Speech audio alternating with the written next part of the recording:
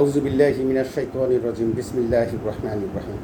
আসসালামু আলাইকুম ওয়া রাহমাতুল্লাহি ওয়া বারাকাতুহু। প্রিয় ভাই বন্ধু ফলোয়ার্স যারা আমাকে ফেসবুকে দেখে থাকেন এবং ইউটিউবে দেখে থাকেন, আপনাদের সকলকে আমার আন্তরিক শুভেচ্ছা এবং সালাম। আমার এই লেবাস পায়জামা পাঞ্জাবি এবং টুপি এগুলো দেখে আবার ভাইবেন না যে আমি আলেম। আল্লাহর রহমত, আল্লাহ আমাকে তৌফিক দান করেছিলেন। জুমার নামাজ পড়ে আসলাম। তো জুমার নামাজ পড়ে এসেই আমি একটু ভাবলাম যে একটা ভিডিও আমি করি। কারণ হলো কি, যে আমরা আজকে জুমাতে যে খুতবা শুনলাম, যেটা ইমাম সাহেব যে খুতবা দিলেন, যে বাংলায় যে বক্তব্যটা দিলেন, তারই একটা অংশ বিশেষ আপনাদের সঙ্গে শেয়ার করতে চাচ্ছি আর কি। তো চাচ্ছি যে ওটাও একটু শেয়ার করি, আমিও দুইটা কথা বলি। তো আলহামদুলিল্লাহ, আল্লাহ আমাকে তৌফিক দান করুক এবং আপনারা যারা শুনছেন যাতে আপনাদের শুনে আপনাদেরও কোনো আল্লাহ তাআলা যেন আপনাদেরও কোনো আমলে এটাকে আমল করার তৌফিক দান করে এবং বুঝ দান করেন, ঈমানি শক্তি বৃদ্ধি করে দেন। আমিন। এখানে বলা হয়েছে যে আমরা যেটা সবচেয়ে বড় যে কথাটা হলো, আমাদের সালাতের মধ্যে সাপ্তাহিক শুক্রবার জুমার সালাদটা অত্যন্ত গুরুত্বপূর্ণ। তো আল্লাহ তাআলা পবিত্র কোরআনে যা উল্লেখ করছেন, যে এখানে উল্লেখ করছেন সূরা জুমা আয়াত নাম্বার 9, যে হে মুমিনগণ, জুমার দিনে যখন নামাজের আজান দেওয়া হয় তখন তোমরা আল্লাহর স্মরণে তরা করো, অর্থাৎ দৌড়াও, এবং বেচা কিনা বদ্ধ করো, ওটা তোমাদের জন্য উত্তম যদি তোমরা বুঝো। অর্থাৎ আমাদের যে সালাত আমরা আদায় করি তার মধ্যে সাপ্তাহিক শুক্রবারের জুমার সালাতটা অত্যন্ত গুরুত্বপূর্ণ। এবং আল্লাহ তাআলা পবিত্র কোরআনে এটা একেবারে উল্লেখ করে দিয়েছেন, যে সূরা জুমায় আয়াত নাম্বার 9, যে মুমিনগণ, জুমার দিনে যখন নামাজের আজান দেওয়া হয় তখন তোমরা আল্লাহর স্মরণে তরা করো, আল্লাহর স্মরণ পানে তরা করো এবং বেচা কিনা বদ্ধ করো, এটা তোমাদের জন্য উত্তম যদি তোমরা বুঝো। তারপরের আয়াতে 10 নম্বর আয়াতে আল্লাহ তাআলা বলছেন যে অতঃপর নামাজ সমাপ্ত হলে তোমরা পৃথিবীতে ছড়িয়ে পড়ো এবং আল্লাহর অনুগ্রহ তালাশ করো ও আল্লাহকে অধিক স্মরণ করো, যাতে তোমরা সফলকাম হতে পারো। এই যে কথাটা, এই যে অধিক স্মরণ করো, তো এই কথাটাই আজকে আমাদের ইমাম সাহেব যে বক্তব্যটা দিয়েছেন, ওইখানে উনি উল্লেখ করলেন যে কয়েকজন ব্যক্তি এক পীরের কাছে গেছেন, যে মুরিদ হওয়ার জন্য, মানে পীরের কাছে মুরিদ হওয়ার জন্য গেছে।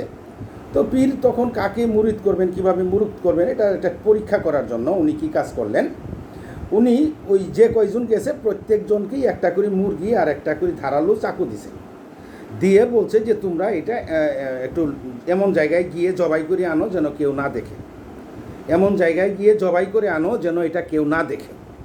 তো তখন ওর সবাইকে দিল, সবাই গেল, যায় যার মতো যে পারছে, যেখানে গোপনে গাপানে জঙ্গলে আড়ালে যাই হোক বিল্ডিংয়ের আড়ালে যেমনি পারছে জবাই করে নিয়ে আসছে। তো এক ব্যক্তি ঘুরে ঘাড়ে কোথাও আর সে গোপন জায়গা পায় না, সে আর জবাই করতে পারে না, এই মুরগি সহ চাকু ছুরি সহ আসছে। তো আসার পরে সবাই তো জবাই করে নিয়ে আসছে, মুরগিও নিয়ে আসছে, চাকুও নিয়ে আসছে, চুরিও নিয়ে আসছে। তো তখন এই পীর সাহেব জিজ্ঞেস করলেন যে ওরা তো সবাই জবাই করে নিয়ে আসছে, তো তুমি যে জবাই করে নিয়ে আসলা না, তুমি যে মুরগি চাকু ফিরে নিয়ে আসলা, কী করবো হুজুর, আমি তো কোনো গোপন জায়গা পাইলাম না। তো ওরা কেমনে পাইলো, তুমি পাইলা না? কয় হুজুর, গোপন জায়গা আমি কেমনে পাবো, আমি যেখানে যাই ওখানে আল্লাহ, যেখানে যাই ওইখানে আল্লাহ, মানে আল্লাহ তো দেখে, আমি কেমনে গোপন করবো? পীর তো পরীক্ষা আসলে এটাই করতে দিছে।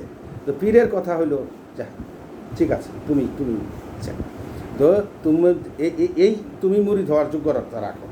বলে কেমন, এই যে কথাটা আল্লাহর ভীতিটা আমি আমার বক্তব্যে সবসময় বলছি, যে যতক্ষণ পর্যন্ত ভিতরে আল্লাহ ভীতি না থাকবে আমাদের কখনোই ঈমান পরিপূর্ণ হবে না, কখনোই আমাদের আমল ঠিক হবে না।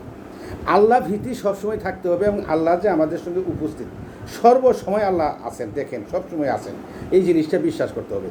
তো পবিত্র কোরআনে আল্লাহ তাআলা বলছেন, অনেক সময় বলছেন যে তোমরা সাক্ষী কারা করবা, আমি কি ওখানে ছিলাম না, মানে অর্থাৎ আল্লাহ কি ওখানে দেখে নাই? তো আমাদের কথাটা হলো এরকম, আমরা কখনো এইভাবে জিনিসগুলো চিন্তা করি না।